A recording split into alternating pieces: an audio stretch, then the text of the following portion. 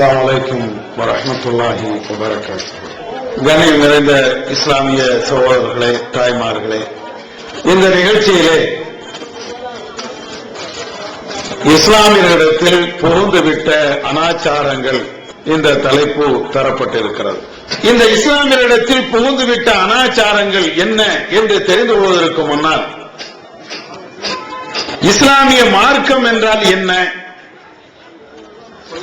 அது நபியுடைய காலகட்டத்தில் எப்படி இருந்தது, இன்றைக்கு எப்படி இருக்கிறது, இதை முதலில் தெரிந்து கொண்டு எது எல்லாம் அனாச்சாரம் என்பதை இரண்டாவது நாம் தெரிந்து கொள்வோம்.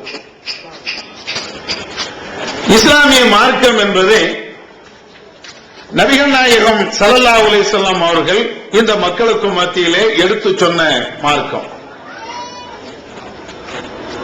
அன்றைக்கு அவர்கள் சொல்லுகின்ற பொழுது இஸ்லாம் என்றால் எதை போதித்தார்கள்? இரண்டு விஷயத்தை தான் நபி அவர்கள் போதித்தார்கள். ஒன்று, அல்லாஹ் வஹியாக இறக்கி வைத்திருக்கக்கூடிய வேதம் திருக்குர்ஆன். இன்னும் ஒன்று, நபிகள் நாயகம் ஸல்லல்லாஹு அலைஹி வஸல்லம் அவர்களுக்கு வஹியாக அறிவித்த நபி ஒளிகள்.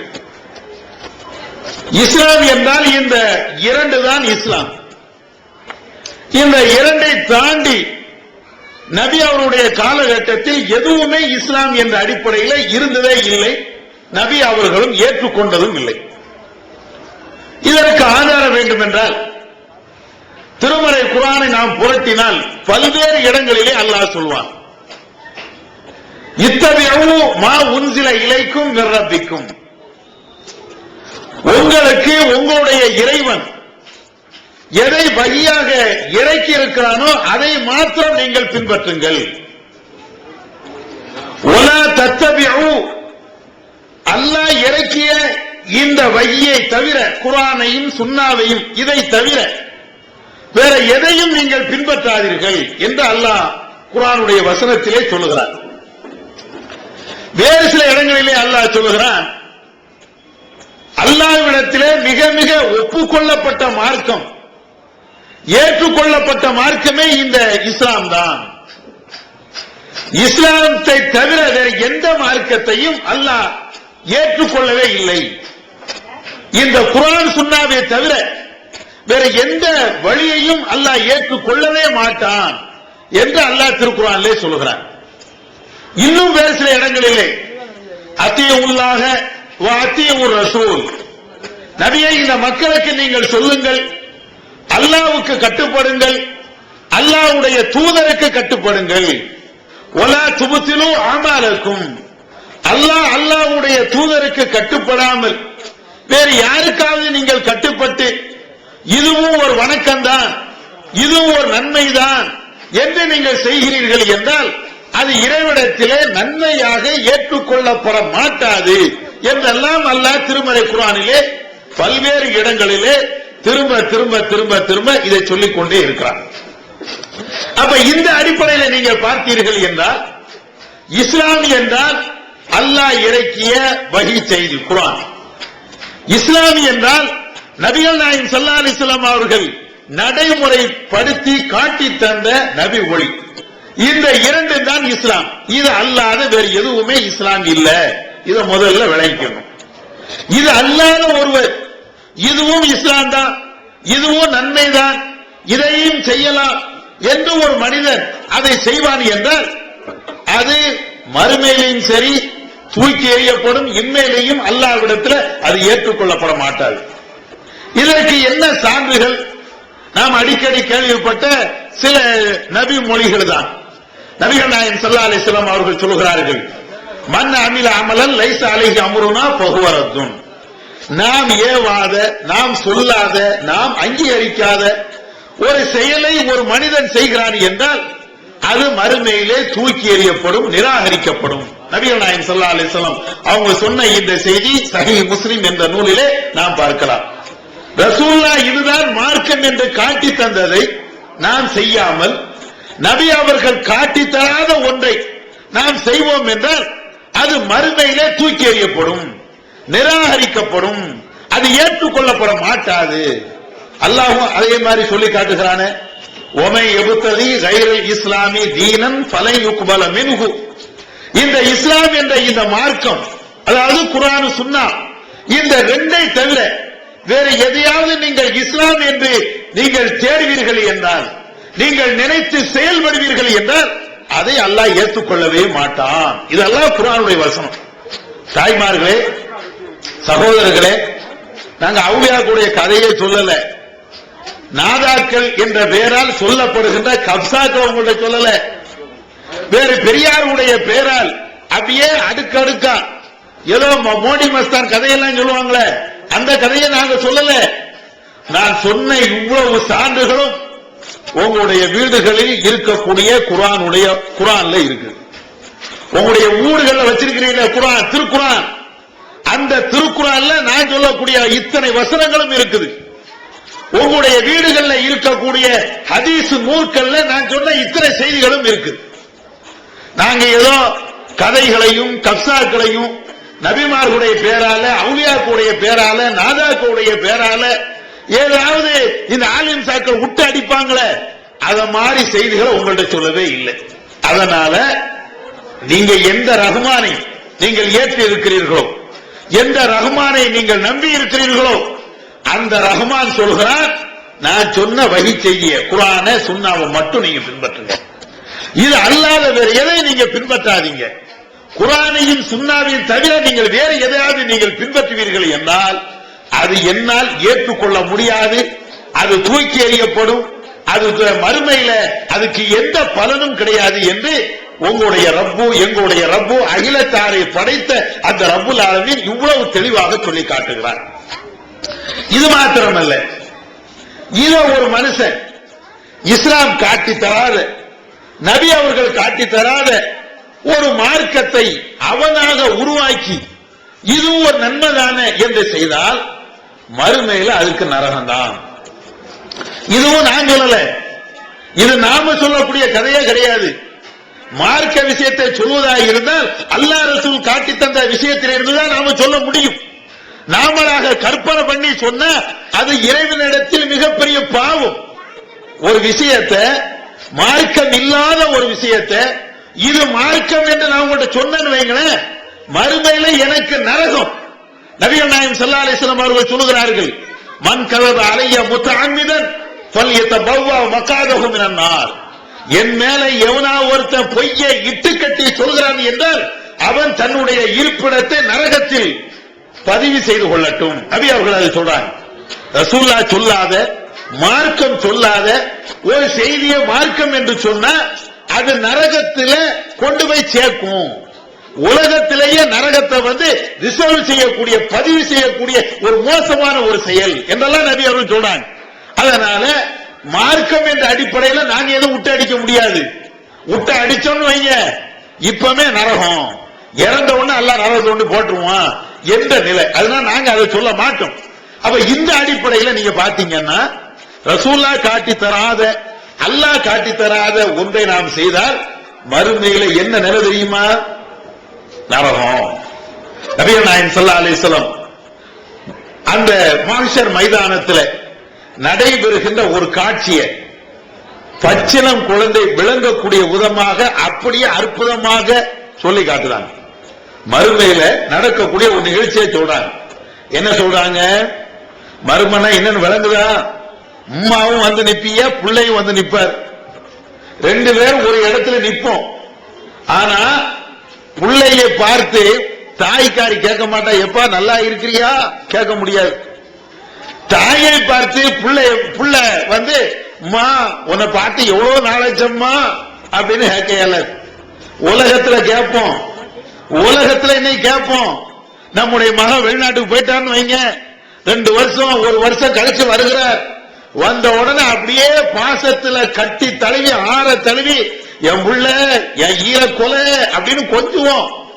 அவனும் அதே மாதிரி அம்மா அண்ணன் அத்தா அப்படின்னு சொல்லி அவனும் கொஞ்சலாம். நம்மளை பார்க்கின்ற அந்த ஒவ்வொரு நொடியும் அவனுக்கு ஒரு சொர்க்கமே கண்ணில் தெரிகிற மாதிரி அவ்வளவு சந்தோஷம். அவன் வந்தான், என்ன வேணும் நாமளா கொடுப்போம்.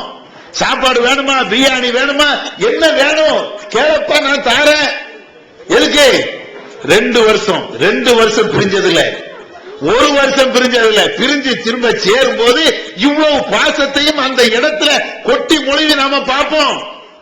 ஆனா மறுமையில நம்மளை விட 50 வருஷத்துக்கு முன்னால இறந்திருப்பா தாய், நம்மளை விட 10 வருஷத்துக்கு முன்னால இறந்திருக்கலாம், 4 வருஷத்துக்கு முன்னால இறந்திருக்கலாம், மகனும் அதே மாதிரி பின்னால இறந்திருக்கலாம், அல்லது ஒரே நேரத்தில் இறந்திருக்கலாம்.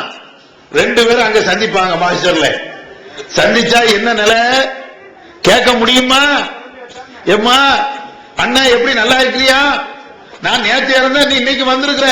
வீட்டுல பெத்தா நல்லா இருக்காங்களா? பெரியமா நல்லா இருக்காங்களா? மாமா நல்லா இருக்கிறானா? மச்சான் நல்லா இருக்கிறானா? கேட்க முடியுமா? அல்லாஹ் என்ன சொல்றான் தெரியுமா? யௌம யஃபிருல் மர்உ மின் அஹீஹி வ உம்மிஹி வ பனீஹி வ ஸாஹிபத்திஹி லிகுல்லி இம்ரிஇன் மின்ஹும் யௌமஇதி ஷஅனு யுனிஹி. அந்த மஹ்ஷர்ல தாயை பார்த்து பிள்ளை ஓடுவா, பிள்ளையை பார்த்து தாய் ஓடுவா, தகப்பனை பார்த்து மனைவி ஓடுவா, மனைவியை பார்த்து கணவன் ஓடுவான், கணவனை பார்த்து எல்லாருமே யா நப்சி யா நப்சி எல்லாரும் என்னன்னு விளங்குதா? அல்லாஹ் எல்லாரையும் எழுப்பின உடனே யார் யாருக்கு என்ன நடக்குதுன்னு ஒரு ஆளுக்கு தெரியாது. எங்க போறது, எங்க வாரது, யார்கிட்ட போய் ஆறுதல் கேட்கிறது, யார்கிட்ட சொன்னா வழி தெரியும், ஒண்ணுமே தெரியாது. அப்படி புத்தி வேதனைச்சு இருக்கக்கூடிய ஒரு சூழல் அவங்க இருப்பாங்களாம். யார்கிட்டையும் பேச இயலாது. தகப்பன் பிள்ளைய பார்த்து பிள்ளை நம்மளை பார்க்காம இருக்கு. தமிழ்நாடு தௌஹீத் ஜமாஅத்தின் அரும் பணிகள்.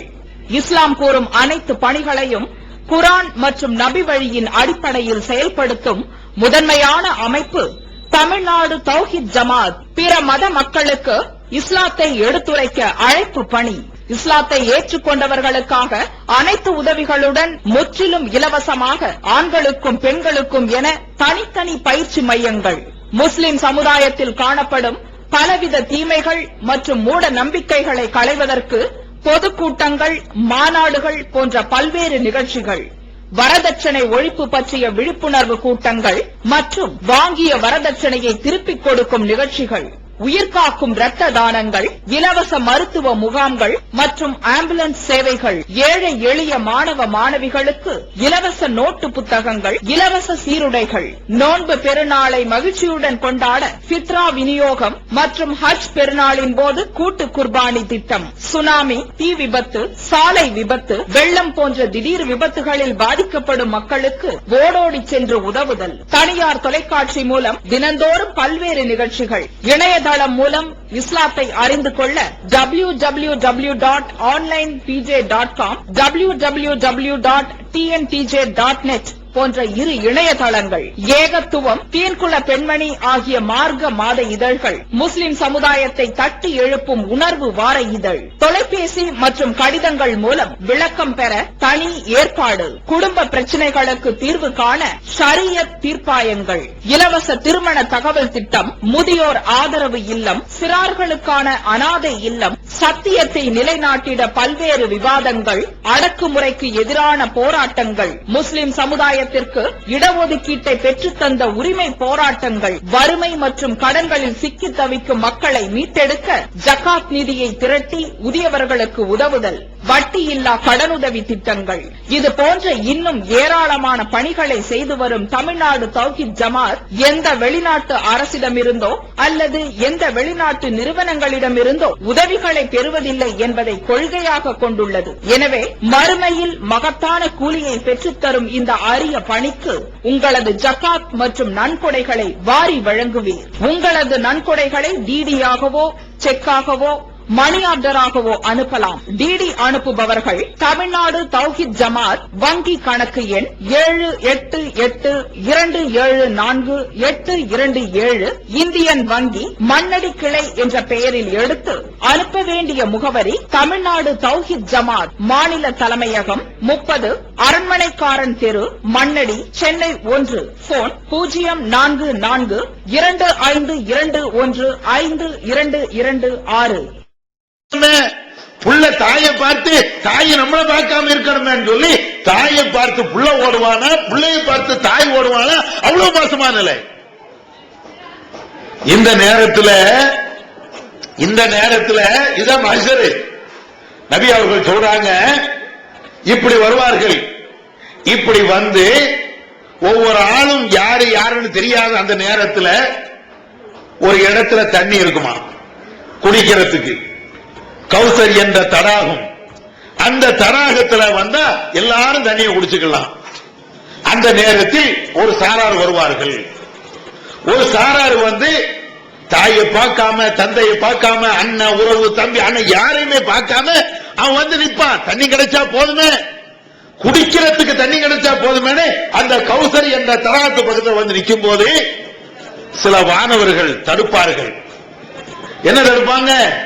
நீங்க இங்க வரக்கூடாது, இங்கே தண்ணீர் பருகக்கூடாது, உங்களுக்கு இங்கே வருவதற்கு தகுதி இல்லை என்று அந்த மலக்குமார்கள் வானவர்கள் தண்ணீர் குடிக்க வரக்கூடிய அவர்களை துரத்துவார்கள். நபிகள் நாயகம் ஸல்லல்லாஹு அலைஹி வஸல்லம் அவர்கள் தூரத்தில் இருந்து பார்ப்பாங்க இந்த காட்சியை. ஒரு சாரார் வருகிறார், தண்ணி குடிப்பதற்காக நிற்கிறாங்க. அவர்களை வானவர்கள் தடுக்கிறார்கள். இத ரசூலுல்லாஹ் பார்த்துட்டு சொல்லுவாங்க, உசைஹாபி உசைஹாபி, என்னுடைய தோழர்களே என்னுடைய தோழர்களே, அந்த தோழர்களை நீங்கள் ஏன் தடுக்க வேண்டும்? நாயகம் ஸல்லல்லாஹு அலைஹி வஸல்லம் அவர்கள் வானவரிடத்தில் இப்படி சொல்வார்கள், என்னுடைய தோழர்கள், என்னுடைய சகாக்கள், என்னோடு வாழ்ந்தவர்கள், எனக்காக வேண்டி தியாகம் செய்தவர்கள், எனக்காக வேண்டி பாடுபட்டவர்கள், மார்க்கத்தை வளர்ப்பதற்காக வேண்டி தன்னுடைய உயிரை கொடுத்தவர்கள், அப்படிப்பட்ட என்னுடைய தோழர்கள் இங்கே வந்து நிற்கின்ற பொழுது இந்த தடாகத்திலே தண்ணீர் குடிக்க கூடாது என்று ஏன் நீங்கள் தடுக்கிறீர்கள்? நபிகள் நாயகம் ஸல்லல்லாஹு அலைஹி வஸல்லம் அவர்கள் கேட்பார்களா? கேட்கக்கூடிய அந்த நேரத்தில் அந்த வானவர்கள் தடுத்த அந்த மலக்குமார்கள் நபிகள் நாயகம் ஸல்லல்லாஹு அலைஹி வஸல்லம் அவர்கள் சொல்வாங்களா, அல்லாஹ்வுடைய தூதரே நபி அவர்களே, மா அஹதசு பஅதக் மா தத்ரி மா அஹதசு பஅதக், நீங்கள் இறந்ததற்கு பின்னால் இவர்கள் என்னென்ன பிதஅத்தான காரியத்தை, அனாச்சாரமான காரியத்தை இந்த மார்க்கத்தின் பேரால் செய்தார்கள் என்று உங்களுக்கு தெரியாது. மார்க்கம் என்ற பேரால எவ்வளவோ அனாச்சாரத்தை இவங்க செய்தாங்க. அதனால இவர்களுக்கு இங்க இடம் இல்லை. யார் சொல்லுவா? வானவர்கள். யார்கிட்ட சொல்லுவாங்களா? நபிகள் நாயகம் ஸல்லல்லாஹு அலைஹி வஸல்லம் அவங்கள்ட்ட. உடனே அல்லாஹ்வுடைய தூதர் என்ன சொல்லுவாங்க தெரியுமா? போனா போட்டும், என்னுடைய தோழர்கள் தானே, என்னுடைய சஹாபாக்கள் தானே, விதத் தானே செஞ்சாங்க, ஒரு சின்ன சின்ன பாத்தியா தானே ஓதிருப்பாங்க, மௌலூத் தானே ஓதுனாங்க, தர்கால போய் முட்டத்தானே செஞ்சாங்க, பரவாயில்லை அவங்களை மன்னிச்சு விட. இப்படி பேசுவாங்களா? நபிகள் நாயகம் ஸல்லல்லாஹு அலைஹி வஸல்லம் இப்படி பேசுவாங்க நீங்க நினைக்கிறீங்களா? இல்ல, அதுக்கு நேர் மாற்றமா பேசுவாங்களா ரசூலுல்லாஹ்?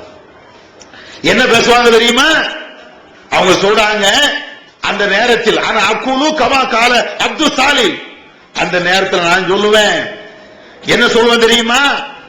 ஒரு நல்ல அடியார் ஈசா நபி அவர்கள் என்ன பதிலை சொல்வார்களோ அதே பதிலை அந்த மக்களுக்கு நான் சொல்லுவேன். ஈசா நபியுடைய வரலாறு உங்களுக்கு தெரியுமா? நமக்கு என்ன வரலாறு தெரியும்? மொய்தீன் ஆண்டவருடைய வரலாறு வேணுமானாலும் தெரியும், ஏர்வாடி இப்ராஹிம் ஷா வரலாறு தெரியும், வேற ஏதாவது அவுலியாக்குடைய வரலாறு வேணா நம்மளுக்கு தெரியும். நபிமார்களுடைய வரலாறு தெரியுமா தாய்மார்களே? ஈசா நபியுடைய வரலாறு நம்மளுக்கு தெரியுமா? நபிகள் நாயகம் ஸல்லல்லாஹு அலைஹி வஸல்லம் அவர்கள் இந்த நேரத்திலையும் அந்த வரலாறு நம்மளுக்கு படம் பிடிச்சு காட்டுவாங்க. என்ன வரலாறு தெரியுமா? ஈசா நபி நபிகள் நாயகம் ஸல்லல்லாஹு அலைஹி வஸல்லம் அவர்களுக்கு முன்னர் இந்த சமுதாயத்திற்கு அனுப்பப்பட்ட இறை தூதர்களில் ஒரு தூதர். அந்த ஈசா நபி இந்த மக்களுக்கு மத்தியில ஏகத்துவத்தை தான் பிரச்சாரம் செய்தார்கள். ஏகத்துவம்னா என்ன? அல்லாஹ் ஒருவனைத்தான் வணங்கணும், வேற யாரையும் வணங்கக்கூடாது, கடவுள் ஒருத்தன் தான், அந்த இறைவனை மாத்திரம் நீங்க வணங்குங்க, இறைவன் அல்லாத தர்காவுக்கு போகாதீங்க, வேற யாற்றையும் கையெடுத்து நீங்கள் கும்பிடாதீர்கள், வேற யாற்றையும் உங்களுடைய நாட்ட திட்டங்களை கேட்காதீங்க, உங்களுக்கு எந்த குறை எந்த கஷ்டம் எந்த பிரச்சனை எது ஏற்பட்டாலும் ஏக இறைவன் அல்லாஹ் ஒருத்தன் மட்டும் கேளுங்க. இது அந்த ஈசா நபி அந்த மக்களுக்கு மத்தியில பிரச்சாரம் பண்ணாங்க. ஆனால் அந்த ஈசா நபிய அல்லாஹ் வானுலகத்தில் உயர்த்தி கொண்டதற்கு பின்னால் இந்த மக்கள் இன்னைக்கு என்ன செய்யறாங்க? நபியுடைய காலகட்டத்தில் ஈசா நபி என்ன செஞ்சாங்க? ஈசாவே கடவுள் என்று வணங்கினார்கள். எந்த ஈசா நபி நான் கடவுள் இல்லை என்று சொன்னார்களோ, எந்த ஈசா நபி நான் கடவுள் இல்லை, ஏக இறைவன் அல்லாஹ் ஒருத்தன் தான் கடவுள் என்று சொன்னார்களோ, அந்த ஈசா நபியை நபியுடைய காலத்திற்கு முன்னாலேயே அவர்களை கடவுளாக மக்கள் ஆக்கிக் கொண்டார்கள். அப்படி ஆக்கிக் கொண்டதினால் இன்னைக்கும் அப்படித்தான். இன்னைக்கு அதான நிலை.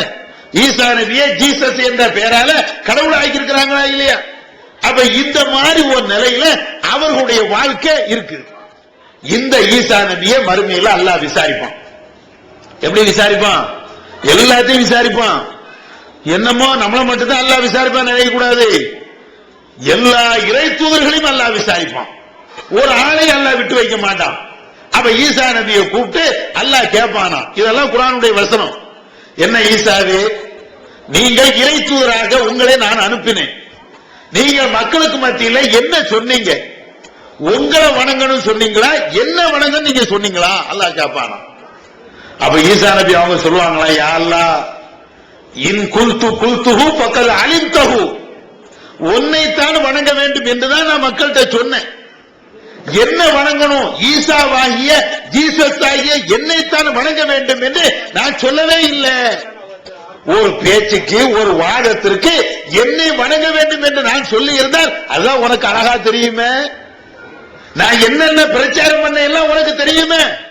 என்ன வணங்க நான் சொன்னா, என்னிடத்தில் வந்து பிரார்த்தனை செய்ய வேண்டும் என்று நான் சொன்னா, எனக்கு கபரை கட்ட வேண்டும் என்று நான் சொன்னா, என்னிடத்தில் வந்து முட்ட வேண்டும், விளக்கு ஏற்றி வைக்க வேண்டும் என்று நான் சொன்னா, எனக்கு உருசு கந்தூரி எடுக்க வேண்டும் என்று நான் சொன்னா, அப்படி சொல்லலையா? அல்லாஹ் படைத்தவனாகிய ஏழை இறைவனாகிய உன்னை மாத்திரம் வணங்க வேண்டும், இதைத்தான் நான் பேசினேன் அப்படின்னு சொல்லி ஈசா நபி அவர்கள் சொல்வார்கள். அல்லாஹ் நான் இருக்கிறதனை, நான் இந்த உலகத்தில் வாழ்கின்ற வரையிலையும் இவர்கள் உன்னைத்தான் வணங்கினார்கள். நான் என்றைக்கு உன்னிடத்தில் வந்துவிட்டேனோ, என்றைக்கு என்னை நீ கைப்பற்றி விட்டாயோ, அதற்கு பின்னால் இவர்கள் எப்படி நடந்தார்கள் என்று எனக்கு தெரியாது. இது யார் சொல்லுவான்? ஈசா நபி அவர்கள் மறுமையில இப்படி பேசுவார்கள் என்று அல்லாஹ் திருக்குர்ஆன்ல சொல்றான். என்ன விளங்குது? என்ன அர்த்தம் புரியுதா உங்களுக்கு? ஈசா நபி என்பது அல்லாஹ்வால் பாராட்டப்பட்ட ஒரு இறை தூதர். மறுமையில அவர்களுக்கு நிச்சயமாக சொர்க்கம் கிடைக்கும். அந்த இறை தூதரை ஒருவர் வணங்குகிறார் என்றால், அந்த இறை தூதரிடத்தில் ஒருவர் தன்னுடைய நாட்டு திட்டங்களை கேட்பார் என்றால், மறுமையில அந்த இறை தூதர் நான் இவங்களுக்கு இப்படி போதிக்கல, எனக்கும் அவங்களுக்கும் சம்பந்தம் இல்லைன்னு சொல்லுவாங்க. எனக்கும் அவர்களுக்கும் எந்த சம்பந்தமும் கிடையாது. அவர்கள் உன்னுடைய அடியார்கள், உன்னுடைய அடிமை. எனவே அவர்களை தண்டிப்பதும் அவர்களை கண்டிப்பதும் மன்னிப்பதும் எல்லாம் உன் கையில இருக்குது என்று ஈசா நபி மறுமையில சொல்லுவாங்க. அப்படின்னா இத ரசூலுல்லாஹ் இந்த இடத்துல சொல்றாங்க. கமா காலல் அப்துல் சாலிஹ், அந்த ஈசா நபி என்ன வார்த்தையை சொல்வார்களோ அதே மாதிரி நானும் சொல்லிருவேன். இந்த பிதாத்தான அனாச்சாரமான இந்த கேடுகட்ட இந்த மௌலூது, ஃபாத்தியா, கந்தூரி, ராத்திபு இதெல்லாம் செய்தார்களே, இதுக்கும் எனக்கும் சம்பந்தமே கிடையாது. யாரு சொல்லுவா? நபிகள் நாயகம் ஸல்லல்லாஹு அலைஹி வஸல்லம் அவர்கள் இவ்வாறு சொல்வார்கள் என்று சஹீஹ் புகாரில் இந்த செய்தி இருக்கு. என்ன விளங்குது? மார்க்கம் என்றால் குர்ஆனும் சுன்னாவும் தான். இந்த குர்ஆனையும் சுன்னாவையும் தாண்டி ஒன்றை இஸ்லாம் என்ற பெயரால் நாம் செய்வோம் என்றால் அது மறுமையிலே நிராகரிக்கப்படும், நரகத்தில் கொண்டு போய் விடும். அதனால் எந்த நன்மையும் இல்லை என்பதை அல்லாஹ்வும் அல்லாஹ்வுடைய தூதரும் நமக்கு இவ்வளவு தெளிவாக சொல்லியிருக்கிறாங்க. இப்ப இந்த அடிப்படையில் நாம பார்ப்போம். முதல்ல நம்முடைய இஸ்லாமிய மக்கள்கிட்ட வந்து புகுந்து விட்ட ஒரு அனாச்சாரம். என்ன அனாச்சாரம்? தர்கா வழிபாடு. நாங்க எதை எதிர்த்தாலும் தர்கா எதிர்க்காம இருக்க மாட்டோம். காதலர் தினத்தை எதிர்க்கிறோம் அப்படிங்கறத மீட்டிங். அதனால அதைத்தான் பேசுவோம், அதையும் பேசுவோம். நம்ம சமுதாயத்தில் இந்த காதலர் தினத்தை விட மோசமாக இருக்கக்கூடிய அவுலியா மேல வைக்கக்கூடிய அந்த காதல், அந்த பக்தி, அது தப்புன்னு பேசணும்ல. இந்த தர்கா வழிபாடு இன்றைக்கு இஸ்லாமியர்களுக்கு மத்தியிலே மிக பிரபலியமாக இருக்கக்கூடிய வழிபாடுகள்ல இது ஒரு வழிபாடு. ஆனால் இந்த வழிபாடு என்பது எல்லா நாடுகளிலையும் எல்லா இடங்களிலையும் இருக்கிறதா என்றால் நிச்சயமாக இல்லை. இந்த தர்கா வழிபாடு என்பது அமெரிக்க முஸ்லிம்களிடத்திலே பார்த்தால் அங்கே இருக்காது. அதே போன்று ஆப்பிரிக்கா இஸ்லாமியரிடத்தில் பார்த்தால் அங்கே இருக்காது. இந்த தர்காவை வழிபாடு செய்யக்கூடிய இந்த வழிபாடுகள் எல்லாம் இந்தியா, தமிழ்நாடு, இலங்கை அல்லது பாகிஸ்தான் இது போன்ற நாடுகளில் தான் இது போன்ற கலாச்சாரத்தை நாம் பார்க்க முடிகிறது. இந்த தர்கா வழிபாடு என்பது இஸ்லாத்தில் உள்ள ஒன்றுதானா அல்லது இஸ்லாமியரிடத்தில் இது திணிக்கப்பட்ட ஒன்றா? இது லேசான பெரிய ஆய்வு பண்ணி முடிவு பண்ணணும்னு அவசியம் இல்லை. சாதாரணமா நமக்கு எது இஸ்லாம் என்று நாம் தெரிந்திருக்கிறோமோ அந்த சின்ன சின்ன வரலாறுகளை இருந்து பார்த்தாலேயே இது பெரிய தப்பு, மார்க்கத்தில் புதிதாக உருவாக்கப்பட்ட ஒரு சிறுக்கான ஒரு அனாச்சாரமான ஒரு போக்கு என்பதை தெளிவாக விளங்கலாம். உதாரணத்திற்கு இன்றைக்கு இந்த தெற்கு வாசல்ல மொய்தீன் அப்துல் காதர் ஜீலானி என்ற பெயரால ஒரு பெரிய தர்கா விழா நடத்துறாங்க. கோரிப்பாளையத்தில் அங்கோர் தர்கா வைத்து வருடத்திற்கு ஒரு முறை உருவசு அல்லது திருவிழா இதை நடத்துறாங்க. இந்த திருவிழா நடத்தக்கூடிய நம்முடைய இஸ்லாமிய சகோதரர்கள் இதற்கு எந்த அடிப்படையில் இதை செய்கிறார்கள் என்று நீங்கள் கேட்டால் எதையும் ஆதாரமாக காட்ட மாட்டாங்க. பெரிய அவுலியா, மகான், பெரிய நாதா, அவங்களுடைய பரக்கத்து வேணும், அவங்களுடைய அந்த துவா நம்மளுக்கு வேணும், இதைத்தான் சொல்வார்களே தவிர இதற்கும் இஸ்லாத்திற்கும் சம்பந்தமா என்றால் ஒண்ணுமே இல்லை. உதாரணத்திற்கு மொஹிதீன் அப்துல் காதர் ஜீலானி இவர்கள் தெற்கு வாசல்லையே அடங்கினாங்க. தெற்கு வாசல் அவங்க வந்தாங்களா, மதுரைக்கு வந்தாங்களா? வரலாறு நீங்க பாத்தீங்கன்னா மதுரைக்கு வந்ததாக எந்த வரலாறும் இருக்காது. ஆனால் அவர்கள் பேரால் ஒரு தர்கா, அந்த தர்காவுல டெய்லி பெண்கள் போய் எண்ணெய் ஊத்துறது, அதற்கு சில ஆலிம்சாக்கள் லெப்பமார்கள் இவ்வளவும் உட்கார்ந்துட்டு இருக்கிறாங்க, பாத்தியாலாம் ஓதுறாங்க. மொஹிதீன் அப்துல் காதர் ஜீலானி அங்க அடக்க செய்யப்படவும் இல்லை, இந்த இடத்திற்கு வரவும் இல்லை. எப்படி தர்கா? கொஞ்சமா யோசிச்சு பார்த்தோமா? ஆனா ஒரு ஆள் வந்து அவங்க வந்து அடக்கம் செய்யப்பட்டு இருந்தா கூட சரி, அவுலியா அங்க அடக்கம் செய்யப்பட்டிருக்கிறாங்க, ஏதாவது செய்யலாம் அப்படின்னு சொன்ன ஒரு பேச்சுக்கு ஒரு வாதத்துக்கு சரின்னு சொல்லலாம். ஆனா அவர் வரவும் இல்லை, அடக்க செய்யப்படவும் இல்லை. ஆனா அவருடைய பேரால இங்க ஒண்ணு நடக்குதுன்னா இது என்ன? சரி, அவங்க எங்க இருக்கிறாங்க? மொய்தீன் அப்துல் காதர் ஜீலானி ஈராக்ல பகதாதுல அடக்கம் செய்யப்பட்டிருக்கிறாங்கன்னு சொல்றாங்க. அங்கதான் அவங்களுடைய கபர் இருக்குது அப்படின்னு சொல்றாங்க. உண்மையிலேயே அவர்களுக்கு சக்தி இருக்கும் என்றால், நாம பேசுகின்ற இந்த பேச்சையெல்லாம் அவர்கள் கேட்பார்கள் என்றால், நாம என்ன கோரிக்கைகளை அவர்களுக்கு முன்வைக்கிறோமோ இந்த கோரிக்கை எல்லாத்தையும் அவங்க நிறைவேற்றுவார்கள், அதெல்லாம் உண்மை அப்படின்னா இன்னைக்கு பகதாதுடைய நிலை என்ன, ஈராக்குடைய நிலை என்ன? அங்க இன்றைக்கு அமெரிக்கா என்ற அந்த வல்லாதிக்க சக்தி எப்ப பார்த்தாலும் குண்டு மழை பொழிகிறது. சராசரி ஒரு மனுஷன் இன்னைக்கு நாமெல்லாம் எப்படி சாதாரணமா வாழுகிறோமோ இது போன்ற ஒரு வாழ்க்கையை ஈராக்கில் இன்னைக்கு பார்க்க இயலாது. தமிழ்நாடு தௌஹீத் ஜமாத்தின் புதிய வெளியீடு, மாதம் ஒரு பிரசுரம், கட்டுரைகளின் தொகுப்பு, விலை ரூபாய் 120 மட்டுமே. கிடைக்கும் இடம் TNTJ வீடியோ விஷன், நம்பர் 30, அரமனைக்காரன் தெரு, மண்ணடி, சென்னை 1. திருக்குரான் தமிழாக்கம் பி. ஜெய்னுலாபிதீன். அனைவருக்கும் புரியும் எளிய நடை. தேவைப்படும் வசனங்களுக்கு தெளிவான விளக்கங்கள். கலை சொற்களின் விளக்கங்கள். திருக்குரான் எவ்வாறு அருளப்பட்டது, எவ்வாறு தொகுக்கப்பட்டது இறங்கியது என்பது குறித்து முழுமையான விளக்கம். நபிகள் நாயகம் ஸல்லல்லாஹு அலைஹி வஸல்லம் காலம் முதல் இன்று வரை குர்ஆன் பாதுகாக்கப்பட்ட வரலாறு, திருக்குர்ஆன் இறைவனின் வார்த்தைகள் என்பதற்கான அடுக்கடுக்கான ஆதாரங்கள், முந்தைய பதிப்புகளை விட மெருகூட்டப்பட்ட செய்திகள், கூடுதலான பக்கங்கள், அழகிய வடிவமைப்பு, உயர்தரமான பைண்டிங். விலை ரூபாய் 300 மட்டுமே. வெளியீடு மூன் பப்ளிகேஷன், நம்பர் 83/3, முதல் மாடி, மூர்தரு, மண்ணடி, சென்னை 1.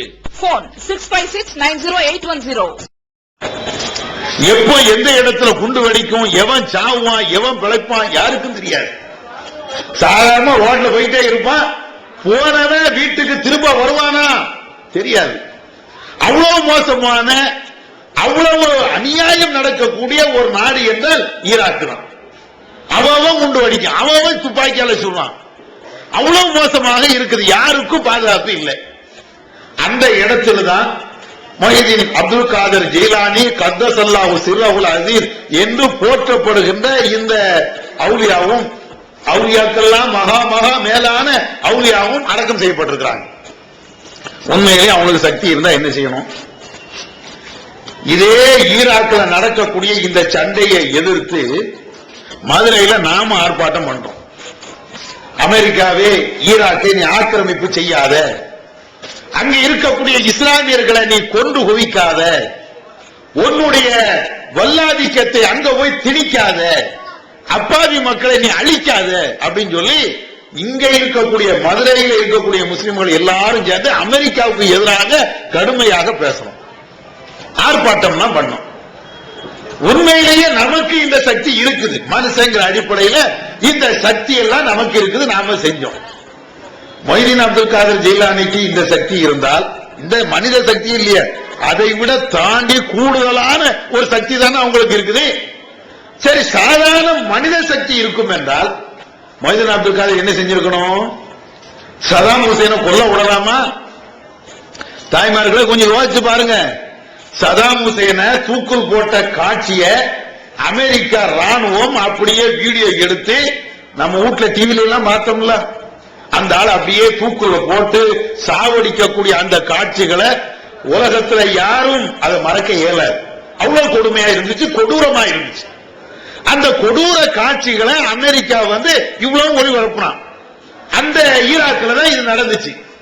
உண்மையிலே என்ன செஞ்சு இருக்கணும்?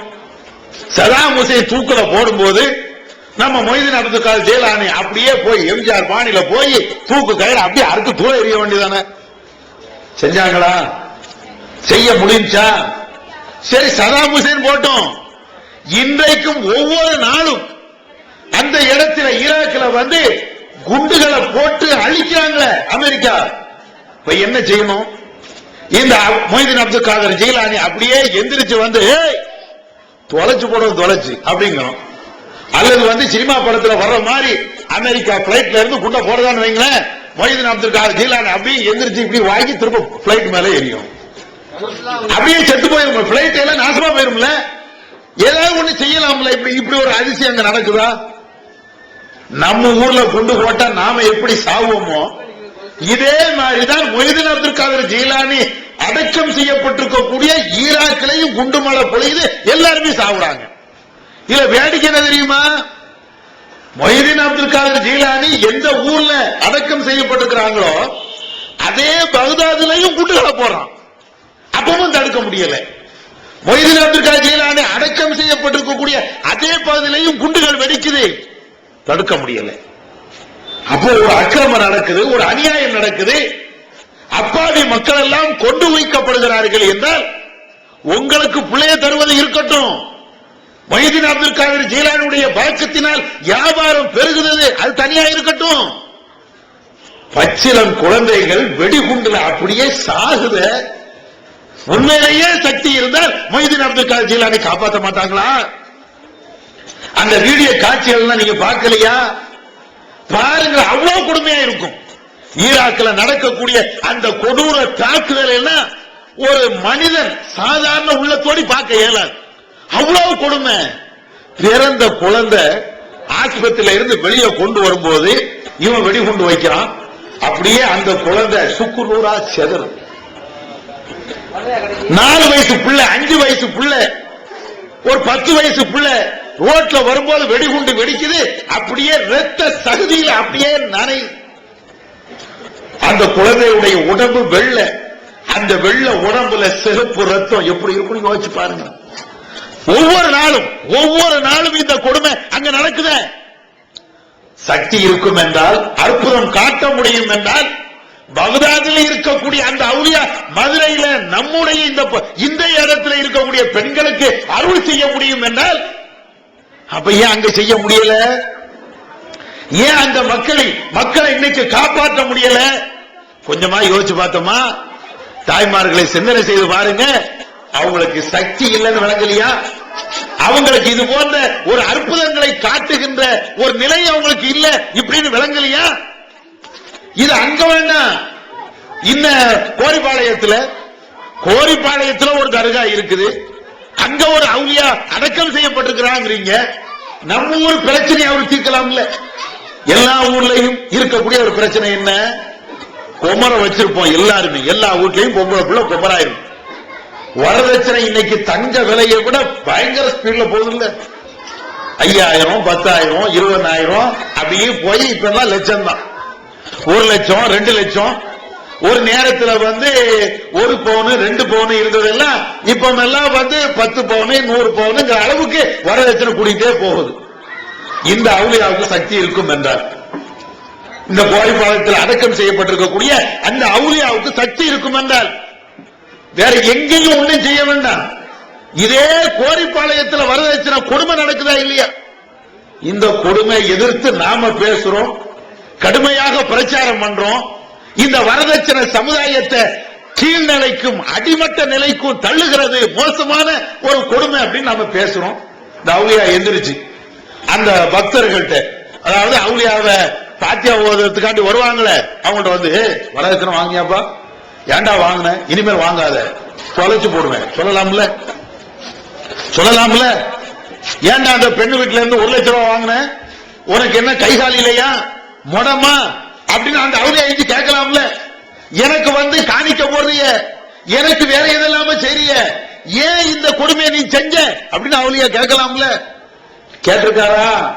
கேட்டான்னு வைங்களேன், அவுலியாவா இருக்க மாட்டாரு, பேய் நம்பி நம்ம ஓடி போயிருவோம். ஏன் அவுலியா பேசிட்டாரு பேய் அப்படிம்போம். சரி, நம்ம என்ன கேட்கிறோம்னா இதை தடுக்கலாம்ல. சரி, ஏன்ட்டையும் தடுக்க வேண்டாம். ஜமாத்து நிர்வாகிகிட்ட போய், நான் தான் கோரிப்பாளையம் அவுலியா, என்ன நினைச்சிட்டு இருக்கிற, உன் ஜமாத்துல இன்னையில இருந்து வரதட்சணை இருக்கக்கூடாது, எல்லாத்தையும் ஒழிச்சிடணும், விளங்குதா அப்படின்னு சொல்லலாம்ல. ஒண்ணு வேண்டாம். அதே மாதிரி ஒரு அனாச்சாரம் தானே இந்த லவ் மேட்ரு. எத்தனை பிள்ளை படிதாண்டி போகுது, எவ்வளவு மோசமான நிலை நடக்குதா இல்லையா? அவுலியா உடனே எந்திரிச்சு இந்த தெருளில் இந்த வீட்டு பெண்ணை விபச்சாரத்துக்கு போறா, தடுங்க. அட எங்கிட்ட சொல்ல வேண்டாம், போலீஸ் சொல்ல வேண்டாம், ஜமாத்து தலைவர்கள்ட்ட அல்லது அந்த அவுலியாவுடைய பக்தர்கள்ட்ட சொல்லலாம்ல. எங்கேயா சொல்லிருக்காங்களா? சக்தி இருந்தா சொல்லலாம்ல.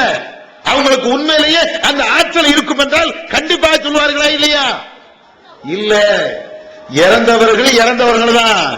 இன்னக்க மையத்தும் இன்னகும் மையத்தும், நபியே நீங்களும் இறந்தவர்கள் தான், அவர்களும் இறந்தவங்க தான். அல்லாஹ் சொல்றானா இல்லையா திருக்குறான்ல? இன்னும் பல இடங்கள்ல அல்லாஹ் சொல்றானே, அவர்கள் இறந்து விட்டவர்கள் நீங்கள் எப்படி அழைத்து பிரார்த்தனை செய்தாலும் அவர்கள் உங்களுக்கு பதில் தர மாட்டார்கள். யாரு? இறந்தவர்களை பற்றி, ஒட்டுமொத்தமாக இறந்தவர்களை பற்றி அல்லாஹ் சொல்றான், அவர்கள் இறந்து விட்டவர்கள் ஒரு காலத்திலும் அவர்கள் உங்களுக்கு எந்த பதிலையும் தர மாட்டார்கள். கியாமத்து நாள் வரை அழைத்தாலும் பதில் தர மாட்டாங்க. குர்ஆனுடைய வசனம் இல்லையா?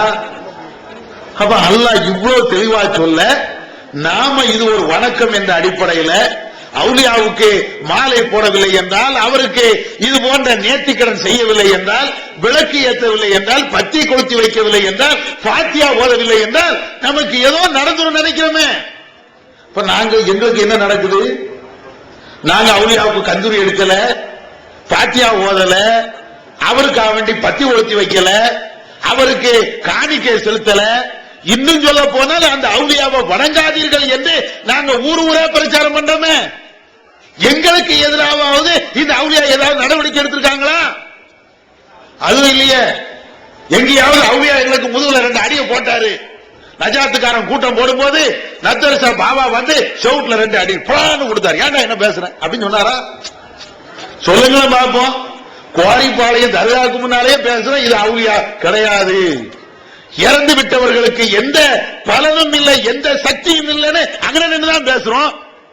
அப்பமாவது அந்த அவுலியா எந்திரிச்சு என்ன பத்தி ஆனா பேசுன, ஆனா நீங்க கேட்பீங்களே கொஞ்சம் வித்தியாசமா நாங்க பேசிட்டா, தப்பா பேசிட்டா இந்த தெருல வந்து எப்படி நீங்க பேசலாம் நீங்க கேட்பீங்களே.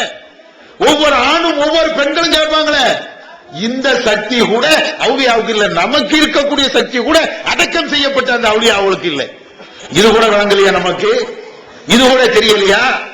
இன்னும் உங்களுக்கு சில ஆதாரங்களை சொல்லுகிறேன். இந்த தர்கா வழிபாடுகள் எல்லாம் இஸ்லாத்துல வந்தது அல்ல. இஸ்லாத்துல இந்த தர்கா வழிபாடு இல்லவே இல்லை. யாரு காட்டி தந்தது? தர்காவுடைய வழிமுறை எங்க இருந்து வந்துச்சு?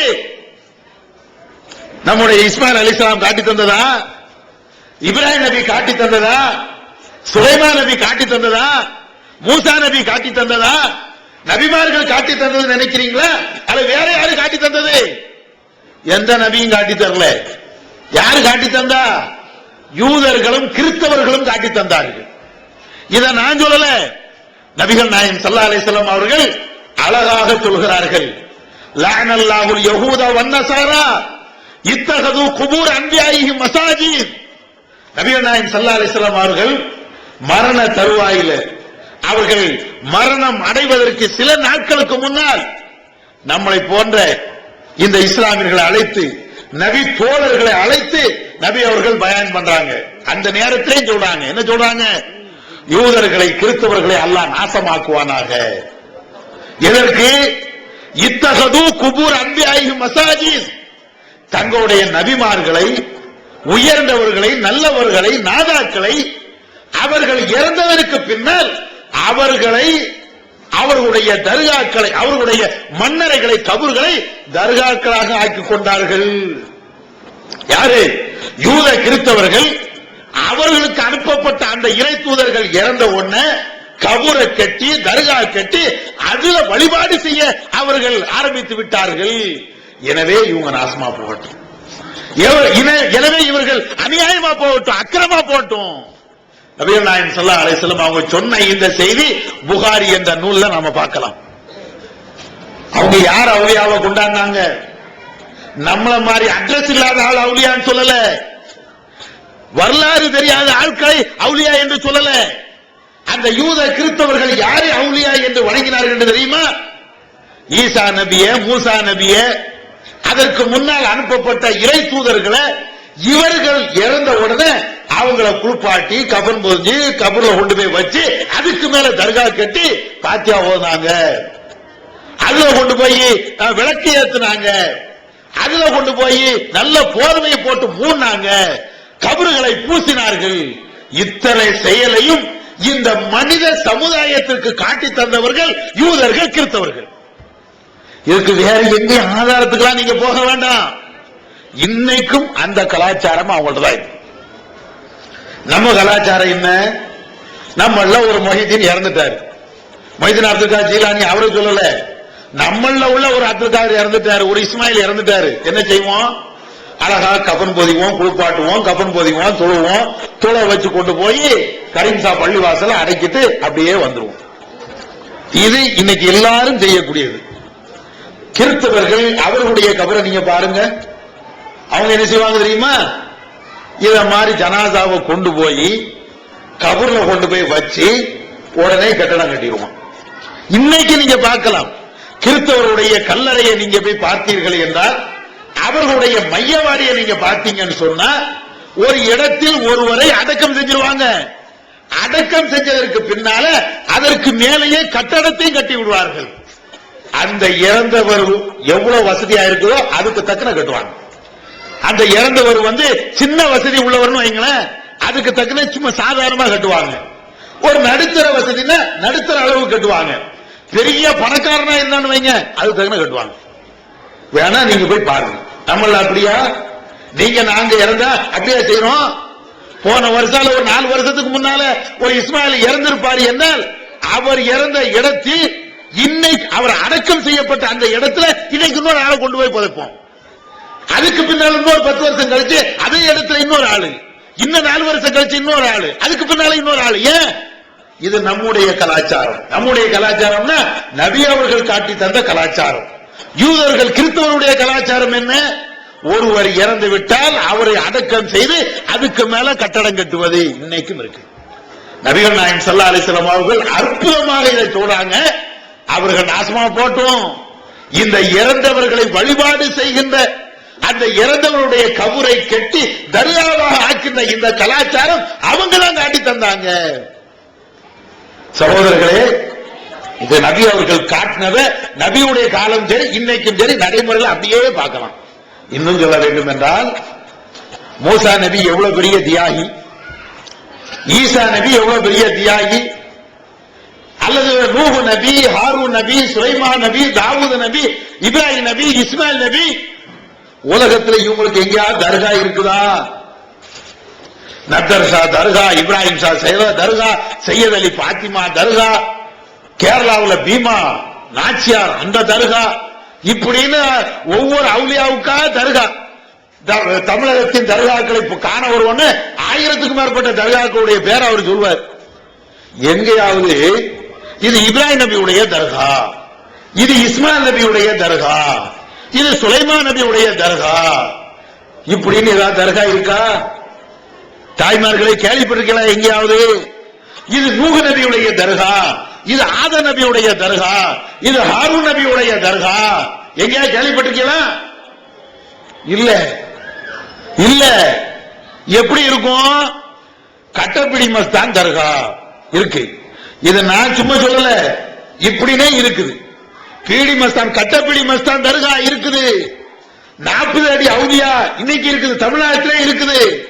இப்படி எல்லாம் அவுலியா கூடிய பேர் இப்படி எல்லாம் போகுது. ஆனால் ஏன் நபிமார்களுக்கு தர்கா இல்ல? நபிமார்களுக்கு ஏன் உருசு கொண்டாடல? நபிமார்களுக்கு ஏன் இது போன்ற கந்தூரி விழா இல்ல? இஸ்லாத்துல இல்ல, இஸ்லாத்துல இல்ல. அதனால் நபிமார்களுக்கு தர்கா இல்ல. இன்னும் சொல்ல வேண்டும் என்றால், உண்மையிலேயே ஒரு சிறந்த மனிதர், அவுலியாக்கெல்லாம் மகா மகா மேலான ஒரு அவுலியா யார சொல்லுவீங்க? நபிகள் நாயகம் ஸல்லல்லாஹு அலைஹி வஸல்லம் அவங்கள சொல்லலாம். அப்படிதானே? நாமெல்லாம் இன்னைக்கு அவங்க மேல அவ்வளவு மரியாதை இன்னைக்கு வச்சிருக்கிறோமே, அவ்வளவு பக்தி இன்னைக்கு வச்சிருக்கிறோமே அவங்க மேல. ரசூலுல்லாஹ் என்றால் அவங்களுக்காக வேண்டி உயிரையும் கொடுக்க தயார் அப்படின்னு நாம சொல்றோமே. இந்த நபிகள் நாயகம் ஸல்லல்லாஹு அலைஹி வஸல்லம் அவர்களுக்கு தர்கா உண்டா? தாய்மார்களை யோசிச்சு பாருங்க. யார் யாருக்கெல்லாமோ தர்கா கட்டி வச்சிருக்கிறோமே. நபிகள் நாயகம் ஸல்லல்லாஹு அலைஹி வஸல்லம் அவர்களுக்கு இன்னைக்கு தர்கா உண்டா? இன்னைக்கும் ஹஜ்ஜுக்கு போயிட்டு வந்த ஆட்கிட்ட போய் கேளுங்க. மதீனாவுக்கு போவாங்க, ரவுலா ஷரீப் அப்படின்னு ஒண்ணு சொல்லுவாங்க. என்ன ரவுலா ஷரீப்? ரசூலுல்லாஹ் அடக்கம் செய்யப்பட்ட இடம், அதுக்கு ரவுலா ஷரீப் அப்படின்னு இவங்க பேர் வச்சுக்கிட்டாங்க. அந்த ரசூலுல்லாஹ் அடக்கம் செய்யப்பட்ட இடம் இருக்குதே, அங்க தர்கா இருக்குதா? ஹஜ்ஜுக்கு போயிட்டு வந்த ஆட்கள், மதீனாவுக்கு போயிட்டு வந்த ஆட்கள் கேளுங்களேன், தர்கா இருக்குதா ரசூலுல்லாஹ்வுக்கு? இல்ல. ரசூலுல்லாஹ் அடக்கம் செய்யப்பட்ட அந்த இடத்தை சுற்றி ஒரு பெரிய செவர் எழுப்பி இருக்கிறாங்க. பெரிய செவர் இருக்கும், சுவரை எழுப்பி வச்சிருக்கிறாங்க. எதுக்கு? நம்மால் என்ன செய்யறானா, இங்க இருந்து போய் பாகிஸ்தானி, பங்களாதேசி, இந்தியா, இலங்கை, அதே மாதிரி மலேசியா, சிங்கப்பூர், இந்த மாதிரி ஆட்கள் இவங்க போய் என்ன செய்யறதுன்னா, ரசூலுல்லாஹ் அடக்கம் செய்யப்பட்டிருக்காங்களே அந்த இடத்துல போய் மண்ணை அள்ளிட்டு வர்றது, அங்க போய் ஏதாவது ஒண்ணு செய்யறது. இதற்காக என்ன செஞ்சிருக்கிறாங்கன்னா, ஒரு சேஃப்டிக்கு பாதுகாப்புக்காக வேண்டி சுற்றிலும் செவர், உள்ள யாரும் போக முடியாது. அப்படித்தான் இருக்கு. மஸ்ஜிது நபவி பள்ளிவாசல், ரசூலுல்லாஹ்வுடைய பள்ளிவாசல். அந்த மஸ்ஜிது நபவியில ஒரு இடத்துல வந்து ரசூலுல்லாஹ் அடக்கம் செய்யப்பட்ட அந்த இடம் இருக்குது. அதை சுற்றிலும் சுவர், யாரும் அந்த சுவரை தாண்டி போக முடியாது. கூட்டம் நெரிசல் இல்லாத நேரத்தில் ஒரு ஓட்டை இருக்கும், அந்த ஓட்டை வழியாக உள்ள எட்டி பார்க்கலாம். செவத்துல ஓட்டை போட்டுக்கிறாங்க, உள்ள எட்டி பார்க்கலாம். எட்டி பார்த்தா என்ன தெரியும்? இத மாதிரி சாதாரண தரையாத்தான் இருக்கு. ரசூலுல்லாஹ் அடக்கம் செய்யப்பட்டிருக்காங்கல்லங்க, ரசூலுல்லாஹ் அடக்கம் செய்யப்பட்ட இடத்தை சுற்றி செவர் இருக்குது. செவர வழியாக உள்ள நம்ம பார்த்தோம் அப்படின்னா சாதாரண தரையாத்தான் இருக்கும், வெறும் மணல் தரை, இப்படித்தான் இருக்கும். ரசூலுல்லாஹ்க்கு எங்க கபரு? ரசூலுல்லாஹ்க்கு எங்க கபரு? இறைவனுக்கு உருவம் உண்டா? தமிழ்நாடு தௌஹீத் ஜமாத் மற்றும் சுன்னத் வல் ஜமாத்துக்கு இடையே நடந்த மாபெரும் விவாதம். 2 டிவிடிகளாக விலை ரூபாய் 60 மட்டுமே. பித்தத்வாதிகள் யார்? 2 டிவிடிகளாக விலை ரூபாய் 60 மட்டுமே. கூரியர் செலவு தனி. கிடைக்கும் இடம் TNTJ வீடியோ விஷன், நம்பர் 30, அரமனைக்காரன் தெரு, மண்ணடி, சென்னை 1. யாரு கட்டினா? ரசூலுல்லாஹ்வை கட்டக்கூடாது தடுத்தாங்க. நபிகள் நாயகம் ஸல்லல்லாஹு அலைஹி வஸல்லம் அவர்கள் தன்னுடைய மருமகன் அலி ரலியல்லாஹு தஆலா அன்ஹு அவர்களுக்கு கட்டளையிட்டார்கள். சஹீஹ் முஸ்லிம்ல இந்த செய்தி. அலி அவர்களே, இந்த ஊர்ல, இந்த மதீனாவுல, இந்த பகுதிகளில் தரை மட்டத்திற்கு மேலாக உயர்த்தப்பட்ட கபூர் எதுவாக இருந்தாலும் அதை தரை மட்டமாக நீ ஆக்கிவிடு, உடைத்து எறிந்து விடு. ரசூலுல்லாஹ் தன்னுடைய மருமகனுக்கு சொன்னாங்களே, அந்த சொன்னதின் காரணத்தினால் நபிகள் நாயகம் ஸல்லல்லாஹு அலைஹி வஸல்லம் அவருடைய கபரு தரை மட்டத்துக்கு மேல இல்ல. இன்றைக்கு எத்தனை அவுலியாக்களுக்கு தர்கா கட்டி இருக்கிறோமே, கபர் அப்படியே பூசி வச்சிருக்கிறோமே, அதுவும் எப்படி? நல்ல பளிங்கு கல்லால. வசதி வர வர வர முதல்ல வெறுமனே சுண்ணாம்பால கட்டி வச்சிருந்தாங்க, அதுக்கு பின்னால செங்கலை கட்டினாங்க, அதுக்கு பின்னால டைல்ஸ் போட்டு கட்டினாங்க. இப்ப வசதி கூடிடுச்சுல, தர்காவுடைய வருமானம் வர வர இப்ப என்ன? கிரானைட் கல். கல்ல வச்சு மூணா என்ன அர்த்தம்? என்ன அர்த்தம்? ஒருத்தனை குழி தோண்டி போச்சுட்டு மேல கலத்திக்கு போட்டா என்ன அர்த்தம்? எதுக்கு போடுவோம்? ஒரு காலத்துல எஞ்சி வரக்கூடாது, அதுதானே கல்லு. ஒருத்தனை குழி தோண்டி போட்டு கீழே அவனை போச்சு வச்சுட்டு மேல கலத்திக்கு போட்டோன்னா என்ன அர்த்தம்? தப்பி தவிர கூட அவனுக்கு உயிர் வந்தாலும் வெளியே வரக்கூடாது. இதுதான் நம்ம அவுளியாவுக்கு கொடுக்கக்கூடிய மரியாதை. சரி இருக்கட்டும், இத மாதிரி கிரானைட் கல்ல எல்லாம் போட்டு வச்சிருக்கிறாங்க. நபிகள் நாயகம் ஸல்லல்லாஹு அலைஹி வஸல்லம் அவங்களுக்கு அத மாதிரி இல்லையே. தன் தரையாக சமத்தரையாகத்தான் அவருடைய கபர் இன்னைக்கும் இருக்குது. அப்ப ஏன் இல்ல? ரசூலுல்லாஹ் இறந்ததற்கு பின்னால் சஹாபாக்களுக்கு கபர் உண்டா? பத்ர்ல கொல்லப்பட்ட சஹாபாக்களுக்கு கபர் தர்கா இருக்குதா? உஹதுல கொல்லப்பட்ட சஹாபாக்களுக்கு தர்கா இருக்குதா? கந்தக்ல கொல்லப்பட்ட சஹாபாக்களுக்கு தர்கா இருக்குதா? நபி அவருடைய காலத்துல தியாகங்கள், பல தியாகங்கள் செஞ்சாங்களே, அவங்களுக்கு தர்கா இருக்குதா? ஒண்ணு வேண்டாம். ஒவ்வொரு தடவையும் மூச்சுக்கு 300 தடவை பாத்திமா நாச்சியார், பாத்திமா நாச்சியார் அப்படின்னு ரசூலுல்லாஹ்வுடைய மகளை வாய் நிறைய பேசுவோமே, அந்த ரசூலுல்லாஹ்வுடைய மகா பாத்திமா ரலியல்லாஹு தஆலா அன்ஹா அவர்களுக்கு தர்கா உண்டா? இல்லையாங்க. ரசூலுல்லாஹ்வுடைய மனைவி, பிரியத்துக்குரிய மனைவி ஆயிஷா ரலியல்லாஹு தஆலா அன்ஹா அவர்களுக்கு தர்கா உண்டா? அன்னை ஹதீஜா ரலியல்லாஹு தஆலா அன்ஹா அவர்களுக்கு தர்கா உண்டா? உம்மு குல்சூம் ரசூலுல்லாஹ்வுடைய மகா அவங்களுக்கு தர்கா உண்டா? யாருக்கு இருந்தது? ரசூலுல்லாஹ்வுடைய மனைவிமார்களுக்கு தர்கா இல்லை. நபி அவருடைய பிள்ளைகளுக்கு தர்கா இல்லை. நபி அவருடைய மனைவிமார்களுக்கு தர்கா இல்லை. நபி அவருடைய தோழர்களுக்கு தர்கா இல்லை. ஷஹீதாக ஆக்கப்பட்டார்களே உயிர் தியாகிகள், அவர்களுக்கு தர்கா இல்லை. இன்னைக்கும் சவுதியில நீங்க போய் பாத்தீங்கன்னா வேற யாருக்கும் தர்கா பார்க்க முடியாது. உண்மையிலேயே தர்கா கட்டுவதாக இருந்தால் நபி அவர்களுக்கு கட்டி இருக்கணும். அஷ்ரத்துல் முபஷ்ஷரா என்று சொல்லப்படுகின்ற சொர்க்கத்தை கொண்ட நன்மாராயணன் சொல்லப்பட்ட நபி தோழர்களுக்கு தர்கா இருந்திருக்கணும். உலக போர்க்களத்தில் கொல்லப்பட்ட அந்த தோழர்களுக்கு தர்கா இருந்திருக்கணும். இல்லையே. ஏன் இல்ல? அலி ரலியல்லாஹு தஆலா அன்ஹு அவர்களுக்கு தர்கா உண்டா? அலி அவருடைய பிள்ளை ஹசன் ஹுசைன் அவங்களுக்கு தர்கா உண்டா? அவருடைய பேர பிள்ளை அவங்களுக்கு தர்கா உண்டா? இல்லையே. அவங்க பேரால பின்னால வந்த நாம வேண்டுமானால் உருவாக்கி இருக்கலாமே தவிர அந்த காலத்துல அந்த இடத்துல தர்கா இல்லை. அபூ ஹுரைரா அவங்களுக்கு தர்கா இல்ல, இப்னு உமர் அவங்களுக்கு தர்கா இல்ல, அபூபக்கர் அவங்களுக்கு தர்கா இல்ல, உஸ்மான் அவங்களுக்கு தர்கா இல்ல. இது போன்ற கலீஃபாக்கள் யாருக்கும் தர்கா இல்ல. அப்ப யாரு காட்டி தந்தது? இஸ்லாத்துல இந்த வழிபாடு இருக்கும் என்றால், தர்கா வழிபாடு இஸ்லாத்துல இருக்கும் என்றால், இத்தனை நபிமார்களுக்கும் நபி தோழர்களுக்கும் நபிமார்களுடைய அந்த பிள்ளைகளுக்கும் நபிமாருடைய மனைவிமார்களுக்கும் தர்கா இருந்திருக்குமே. ஆனா அங்கே எல்லாம் இல்ல. அங்க இல்ல என்றால் இது நம்முடைய கலாச்சாரம் இல்ல, நபிகள் நாயகம் ஸல்லல்லாஹு அலைஹி வஸல்லம் அவர்கள் சொல்லி தந்தது போன்று இந்த கலாச்சாரம் எல்லாமே யூத கிறிஸ்தவர்கள் காட்டி தந்த கலாச்சாரம். அப்ப இந்த தர்கா வழிபாடு, இந்த கலாச்சாரம் எல்லாம் இஸ்லாத்துல உள்ளது இல்ல, மாற்று மத கலாச்சாரம். இது நல்ல விளங்கிக்கிடுங்க. நாம தர்கா போறது இஸ்லாம், அது இஸ்லாத்துக்கு செய்யக்கூடிய ஒரு தியாகம் நினைக்கிறீங்களே. அந்த அவுலியாவுக்கு காசு போறது, கொடிமரத்து கலைக்கு போய் தண்ணியை ஊத்துறது, இது எல்லாம் ஏதோ இஸ்லாத்துல உள்ள ஒரு பெரிய கடமைகள்ல ஒரு கடமை நினைக்கிறீங்களே. இல்ல சகோதரர்களே, இல்ல தாய்மார்களே, இவைகள் அத்தனையும் நரகத்துக்கு கொண்டு போகக்கூடிய, இஸ்லாம் வெறுத்த, இஸ்லாம் தடுத்த ஒரு பாதகமான பாவமான செயல். இதை விளங்கிடுங்க. இஸ்லாத்துல இதையெல்லாம் இஸ்லாம்ங்கிற பேரால பூத்துக்கிட்டாங்க. நம்முடைய இஸ்லாமிய மக்கள்கிட்ட இதையெல்லாம் இஸ்லாம்ங்கிற பேர்ல கொண்டு வந்து சேர்த்துட்டாங்க. இது ஒண்ணு. அதே போன்று நம்முடைய இஸ்லாமிய மக்கள்கிட்ட வந்த வேறு வேறு கலாச்சாரங்கள். என்ன கலாச்சாரம்?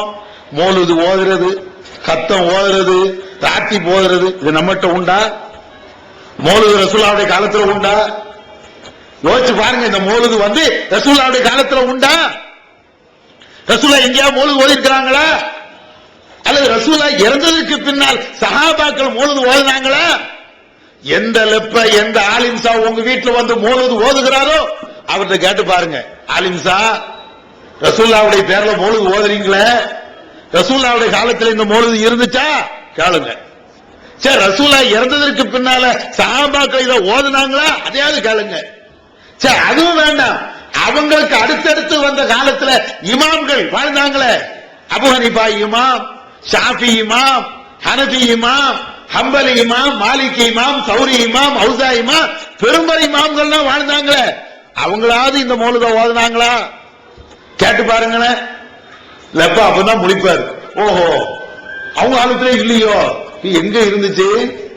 ஒரு 100 வருஷத்துக்கு முன்னால, 200 300 வருஷத்துக்கு முன்னாலதான் இந்த மௌலூது என்ற இந்த பழக்கமே நம்முடைய இஸ்லாமிய சமுதாயத்தில் புகுத்தப்பட்டது. சில ஆலிம்சாக்கள் தங்களுடைய வருமானத்திற்காக வேண்டி, அவருடைய பிழப்புக்காக வேண்டி, இதுவும் ஒரு வணக்கம் என்ற அடிப்படையில் நம்மள்ட்ட அப்படியே மார்க்கம்ங்கிற போர்வையில போத்திட்டாங்க. வணக்கம் என்றால் ரசூலுல்லாஹ் காட்டி தந்திருக்கணும்ல, ரசூலுல்லாஹ் இதை சொல்லி தந்திருக்கணும்ல. ரசூலுல்லாஹ் எதையா விட்டுட்டு போனாங்களா? தொழுகை என்னென்ன தொழுகை அழகா காட்டி தந்தாங்களா இல்லையா? ஜும்மா தொழுகை நம்ம காட்டி தந்தது நம்முடைய ஆலிம்சாவா? ஒரு நாளைக்கு 5 நேரம் தொழணும் அப்படின்னு காட்டி தந்தது யாரு? ரசூலுல்லாஹ் இல்லையா? இந்த முன்பின் சுன்னத்துகள், கடமையான தொழுகைக்கு முன்னால சுன்னத்து தொழணும், இதை காட்டி தந்த ரசூலுல்லாஹ் இல்லையா? ஒண்ணு வேண்டாம். இந்த ஆண்களுக்கு கத்னா செய்யறமா இல்லையா? இது யாரு காட்டி தந்தது? நம்முடைய லெப்பையா காட்டி தந்தாரு? ரசூலுல்லாஹ் காட்டி தந்தது தானே. இதுக்கெல்லாம் ஆதாரம் ஹதீஸ்கள் இருக்கத்தானே செய்து. அந்த அடிப்படையில் மௌலூது ஓதுறதுக்கு, பாத்தியா ஓதுறதுக்கு, கத்தம் ஓதுறதுக்கு ரசூலுல்லாஹ் எங்கேயாவது காட்டி தந்திருக்கணும்ல. ரசூலுல்லாஹ் தன்னுடைய மகா இறந்த உடனே பாத்தியா ஓதுனாங்களா? தன்னுடைய மனைவி கதீஜா இறந்த உடனே பாத்தியா ஓதுனாங்களா? கத்தம் ஓதுனாங்களா? ரசூலுல்லாஹ் இறந்த உடனே சஹாபாக்கள் எல்லாரும் உட்கார்ந்துக்கிட்டு ரசூலுல்லாஹ்வுடைய ஜனாஸா வச்சுக்கிட்டு கத்தம் ஓதுனாங்களா? மௌலூது ஓதுனாங்களா? பாத்தியா ஓதுனாங்களா? வரலாறுகள்ல பலவீனமான செய்திகள் கூட இது கிடையாது, இட்டு கட்டப்பட்ட செய்தி கூட இது கிடையாது. அப்ப இவைகள் அத்தனையுமே இஸ்லாம் என்கிற பெயரால புகுத்தப்பட்ட ஒரு அனாச்சாரம். நன்மை என்ற பெயரால ஆளாளுக்கு இதையெல்லாம் நம்ம தரையில கெட்டிட்டாங்க. ஆனா உண்மையிலேயே நபி அவர்கள் காட்டி தந்த அந்த இஸ்லாத்துல இல்லவே இல்லை. அதே மாதிரிதான் சஃபர் மாதம். இந்த சஃபர் மாதம் வந்த உடனே ஒடுக்கத்து புதன் அந்த நாள்ல ஊர்ல இருக்கக்கூடாது, அதுக்குன்னு ஊட்டையெல்லாம் விட்டுட்டு வேற எங்கேயாவது பேரணும். இதெல்லாம் யாரு காட்டி தந்தது? இது யாரு சொன்னது? இதெல்லாம் ரசூலுல்லாஹ் சொன்னாங்களா? பீட மாசம் ஒண்ணு இருக்குதா? கல்யாணம் வந்தாச்சுன்னா நல்ல நாள் கெட்ட நாள் பார்க்கணும், கண்டிப்பா பார்க்கணும், இல்லன்னா அது சரியான இது இல்ல. நன்மைங்கிற அடிப்படையில் அதுவும் நம்ம ஆலிம்சாக்கள் எல்லாருமே இதுக்கு வக்காலத்து வாங்குவாங்க. எந்த நாள் நல்ல நாள், அந்த நாள் தான் கல்யாணம் வைக்கணும். இது செய்யறோம்ல. நல்ல நாள் கெட்ட நாள் மார்க்கத்தில் உண்டா? இஸ்லாத்துல உண்டா? நல்ல நாள் பார்க்கிறதும் கெட்ட நாள் பார்க்கிறதும் மார்க்கத்தில் உண்டா? லா தசுப்புத் தஹ்ர வ அன மினத் தஹ்ர். இந்த காலத்தை நீங்கள் திட்டாதீர்கள், காலத்தை நீங்கள் ஏசாதீர்கள். ஏன் தெரியுமா? நான் தான் காலமாக இருக்கிறேன். அல்லாஹ் சொன்னதாக நபிகள் நாயகம் ஸல்லல்லாஹு அலைஹி வஸல்லம் சொல்றாங்க. நல்ல நாள் என்றும் கெட்ட நாள் என்றும் ஒரு நாளை நாம் தீர்மானிக்கிறோம் என்றால் அது காலத்தை நாம திட்டுகிறோம் அர்த்தம். என்னது இது? புதன்கிழமை, செவ்வாய்க்கிழமை, சனிக்கிழமை, இது கெட்ட நாள், இது நல்ல நாள்லாம் கிடையாது. அப்படின்னா என்ன அர்த்தம்? அந்த காலத்தை நாம் ஏசுகிறோம் அர்த்தம். ஏசுகிறோம் என்ன? காலத்தை படைத்தவன் அல்லாஹ், அல்லாஹ்வை திட்டுகிறோம் அர்த்தம். அதானே? இது எல்லாருமே இப்படித்தானே காட்டி தந்துட்டு இருக்கிறாங்க. இது நம்முடைய கலாச்சாரம் இல்லையே, மாற்று மத கலாச்சாரம் இல்ல. இந்துக்கள் இதையெல்லாம் கொண்டாடுவாங்க. சரி, நல்ல நாள் என்று ஒருத்தன் தீர்மானிக்கிறான், தீர்மானிச்சு அந்த நாள்ல கல்யாணம் பண்றான். அந்த தம்பதிகள் எல்லாம் நல்லா இருக்காங்களா? நீ யோசிச்சு பாருங்களேன். ஆலிம் சாட்ட போய் இந்த நாள்ல கல்யாணம் வச்சா நல்ல நாளா கெட்ட நாளா நம்ம கேட்கிறோம். அவர் சொல்றாரு, இந்த நாள்ல வைங்க, பரக்கத்தான நாள், நல்ல இருக்கும், இந்த நாள்ல கல்யாணம் பண்ணா அப்படி நடக்கலாம் இப்படி நடக்கலாம், சூப்பர் நாள்னு உங்களுக்கு டேட்டு தேதி நாள் எல்லாத்தையும் குறிச்சு தந்துட்டாரு. அந்த நாள்ல கல்யாணம் பண்றோம். அந்த தம்பதிகள் நிம்மதியா வாழ்றாங்களா? எத்தனை தம்பதிகளுக்கு நல்ல நாள்ல கல்யாணம் பண்ண அந்த தம்பதிகளுக்கு பிள்ளையே இல்ல. நல்ல நாள்ல கல்யாணம் பண்ண அந்த தம்பதி உண்மையிலேயே நல்லவங்க வாழ்ந்திருக்கணும், ஒண்ணுக்கு 10 பிள்ளைகளை பெற்றிருக்கணும். ஆனா எத்தனை தம்பதிகளுக்கு நல்ல நாள்ல கல்யாணம் பண்ண அந்த தம்பதிக்கு பிள்ளை இல்ல. கடைசி என்ன வேண்டி இருக்குது? தர்காவா ஓட வேண்டி இருக்குது. ஆலிம்சாட்டா போய் ஏதாவது எழுதி தாங்க, கரைச்சு குடிக்கிறேன், அதை குடிக்கிறேன், இதை குடிக்கிறேன், எனக்கு ஒரு புள்ள பாக்கியம் கிடைக்கட்டுமே. தப்புக்கு மேல தப்பு. அப்ப என்ன கிடைக்கணும்? சரி, இது ஒண்ணும். சில ஆட்கள் நல்ல நாள் பார்த்து அந்த நாள்ல கல்யாணம் பண்ணு போவான். அடுத்த நாளை கல்யாணம் பண்ண அவ யோனாவோட ஓடி போயிடுறான். நடக்குதா இல்லையா? நல்ல நாள் பார்த்து ஆலிம்சா குறிச்சு தந்த, ஜோசியக்காரன் குறிச்சு தந்த அந்த நாள்ல கல்யாணம் பண்றோம். ஒரு 4 நாள் கழிச்சதுக்கு பின்னால இந்த புதுமண அந்த தம்பதிகள்ல அந்த மாப்பிள்ளையோ அல்லது பொண்ணோ வேற எவனோ கூட ஓடி போயிடுறான். நல்ல நாளை சொல்ல தெரிந்த அந்த ஆலிம்சாவுக்கு, நல்ல நாளை குறித்து தந்த அந்த ஜோசியக்காரனுக்கு இந்த தம்பதி சரியான தம்பதி இல்ல, இந்த பொம்பளை சரியில்லை அல்லது இந்த ஆம்பளை சரியில்லை அப்படின்னு சொல்ல முடியுதா? எத்தனை பேர் ஏமாத்திட்டு போயிடுறான். வெளியூருக்காரன் இன்னொரு ஊர்ல போய் பொண்ணு எடுக்கும் போது ஏற்கனவே 2 கல்யாணம் பண்ணிருப்பான், 3வது கல்யாணத்துக்கு வந்து பொண்ணு எடுத்துட்டு போயிடுறானே. கல்யாணம் பண்ணி முடிச்சதற்கு பின்னாலதான் ஆஹா ஏமாத்திட்டானே, அதுக்கு பின்னால ஜமாத்துக்கு போறது, அதுக்கு பின்னால போலீஸ் போறது, அதுக்கு பின்னால கோர்ட்டுக்கு போறோமே. அப்ப இது எல்லாம் நடக்குதுல்ல. இது ஏன் இந்த ஆலிம்சாவால கண்டுபிடிக்க முடியல? நல்ல நாள் சொல்லக்கூடிய இந்த ஆலிம்சானால இந்த மாப்பிள்ளைட்ட ஜாக்கிரதையா இருந்துக்கோ, ஏற்கனவே 40 கல்யாணம் பண்ணிட்டான், இப்ப பட்டக்கரத்துல 5வது கல்யாணம் பண்ண வந்திருக்கான் சொல்லணும்ல. ஏற்கனவே 4 பிள்ளைய பெற்றிருக்கிறான், இவன் 2வது கல்யாணம் பண்ண வந்திருக்கான் சொல்லணும்ல. அல்லது இவன் ஏற்கனவே வந்து ஒழுங்கா வந்து குடும்பம் நடத்த மாட்டான், இப்ப பிராடுத்தனம் பண்றான் சொல்லணும்ல. அல்லது உன்ட வரவேற்சனை கூடுதலா கேட்பான், நாளைக்கு உன் பிள்ளைய பெட்ரோல் ஊத்தி கொளுத்திடுவான், கொளுத்திட்டு ஸ்டவ் அடிச்சு செத்துருச்சு அப்படின்னு சொல்லிட்டு போலீஸ் ஸ்டேஷன்ல கேஸ் கொடுப்பான், பின்னால் நடக்கக்கூடிய எல்லாத்தையும் சொல்லணும்ல. யாராவது இப்படி சொல்றாங்களா? இல்ல. ஆனா நம்மள்ட்ட கரெக்டா காசு மட்டும் வாங்கிடுவாங்க ஆலிம்சாக்கு. திரும்ப கொடுத்த காசாவது வாங்க முடியுதா? நீ சொன்னதெல்லாம் தப்பா நடந்துருச்சுடா அப்படின்னு சொல்லலாம் முடியுதா? இல்ல. அப்ப அதனால இந்த நல்ல நாள் கெட்ட நாள் இப்படி எதுனாலும் மார்க்கத்தில் புகுத்தப்பட்ட அனாச்சாரங்கள்ல ஒரு அனாச்சாரம். இஸ்லாத்திற்கும் இதுக்கும் சம்பந்தமே இல்ல. இப்படி எல்லா விஷயத்திலையும் மார்க்கத்தை விட்டு விலகி விலகி விலகி போனனால இன்னைக்கு எவ்வளவு மோசமான நிலையில நாம இருக்கிறோம் தெரியுமா? தாய்மார்களே, எவ்வளவு மோசமான நிலையில இருக்கிறோம் தெரியுமா? தர்கா இல்லாத இந்த மார்க்கத்துல மார்க்கம் என்ற பெயரால தர்காவை அனுமதிச்சோம். மௌலூது இல்லாத இந்த மார்க்கத்துல நன்மை என்ற பெயரால மௌலூதை அனுமதிச்சோம். ராத்திபி என்ற பெயரால மார்க்கத்தில் இல்லாத ஒன்றை நாம அனுமதிச்சோம். நல்ல நாள் கெட்ட நாள் என்பது இல்ல, அதை நாம மார்க்கத்தின் பெயரால அனுமதிச்சோம். இப்படி ஒன்னொன்னா இந்த இஸ்லாத்துல நாம ஏத்துக்கிட்டதுனால, இதெல்லாம் நன்மை என்ற அடிப்படையில நாம ஒத்துக்கொண்டதுனால இன்னைக்கு எவ்வளவு மோசமான நிலைக்கு போயிட்டு தெரியுமா?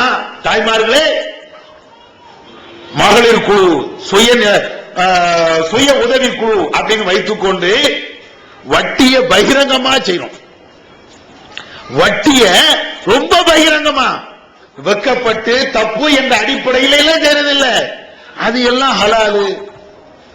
அதையும் தாண்டி அதே மகளிர் குழுங்கிற அடிப்படையில எவ்வளவு அனாச்சாரம் இன்னைக்கு நடக்குது, எவ்வளவு அக்கிரமங்கள் நடக்குது.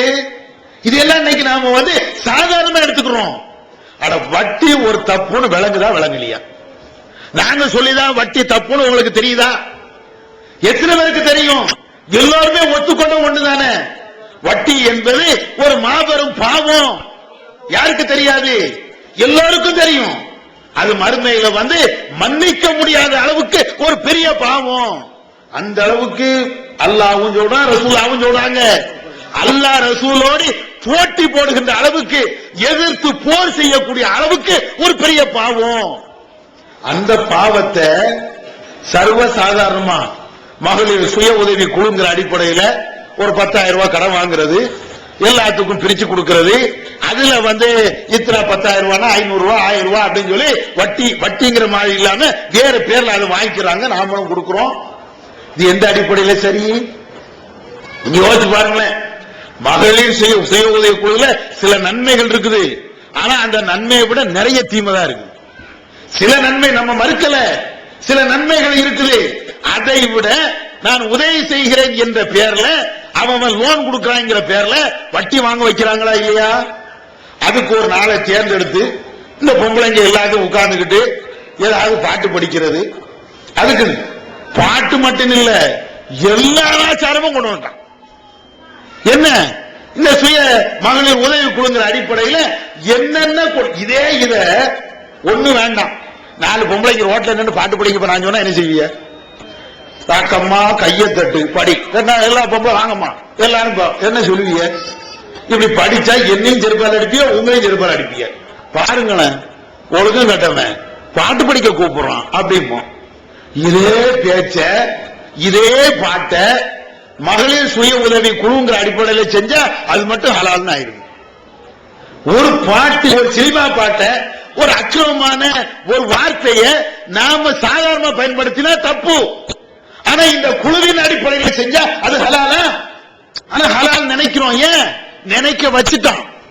மகளிர் சுய உதவி குழுங்கிற அடிப்படையில் இது எல்லாம் தப்பு இல்ல.